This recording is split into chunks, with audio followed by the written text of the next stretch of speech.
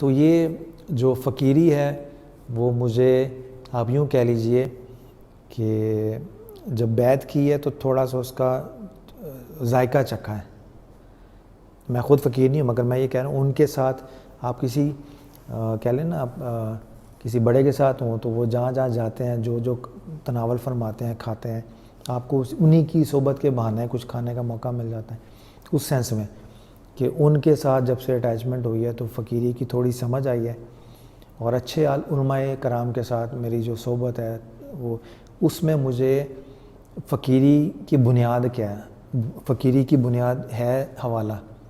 کوئی ایسا فقیر جو قرآن و سنت کے اگینسٹ بات کرے فقیر نہیں ہو سکتا.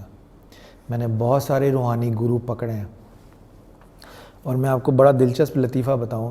لوگ مجھے کہتے ہیں آپ ان لوگوں کو پکڑتے کہاں سے ہیں.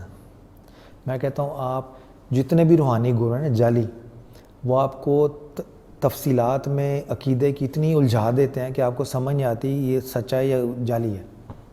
میں کہتا ہوں اس کو صرف ایک جگہ سے پکڑ لو اور وہ وہاں سے بچ نہیں سکتا اگر وہ جعلی ہے.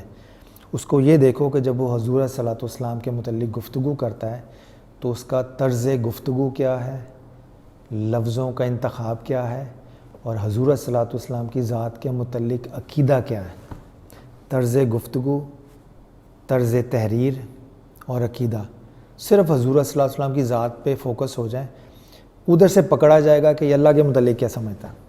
آپ اللہ تعالیٰ کے متعلق جتنی مرضی گفتگو کر لیں دھوکہ دے سکتے ہیں.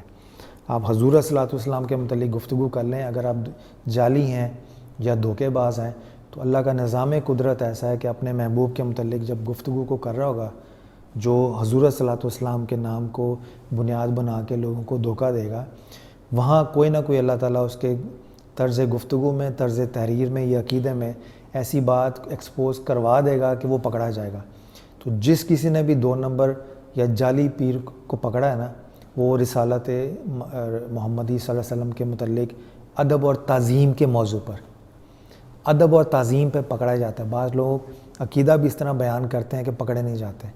تو حضور صلی اللہ علیہ وسلم کے متعلق گفتگو کرتے ہوئے انداز بیان اور طرز یعنی لفظوں کا انتخاب, جملوں کی ترتیب, انداز بیان, باڈی لینگویج کہ حضور صلی اللہ علیہ وسلم کا نام آتا ہے تو باڈی لینگویج کیا ہے, کس جگہ بیٹھ کے بیان کر رہا ہے. بیٹھنے کا اور مقام کا بھی ادب ہوتا ہے کہ آپ جب بات کر رہے ہیں تو یہ بھی دیکھ لیں کہ وہ جگہ مناسب ہے حضور صلی اللہ علیہ وسلم کے ادب کرنے کی یا نہیں. بعض لوگ ایسے ہوتے ہیں ٹی وی پہ کوئی ادبی پروگرام لگاؤ تو اس میں حضور صلی اللہ علیہ وسلم کا کوئی دینی پروگرام لگاؤ وہ بھی باوضو ہو کے دیکھتے ہیں کہ بغیر وضو کے وہ سننا گوارا نہیں کرتے. بے شمار ادب کی ہیں اس کی شاخیں. تو یہ ساری چیزیں مل ملا کے تو یہ آپ یوں کہہ لیجئے کہ یہ وہ اسپریچول اسپیکٹ ہیں میرے تجربے کے جس سے میری شخصیت کہہ لیجئے یا جو میں جو کچھ بھی ہوں خامیوں کا اور گناہوں کا مجموعہ ہوں. مگر اس میں جب کبھی بھی آپ کو کوئی اچھی بات نظر آتی ہے تو اس کے پیچھے یہ فیکٹس اینڈ فگرز ہیں جو میں نے آپ کو بیان کیے ہیں.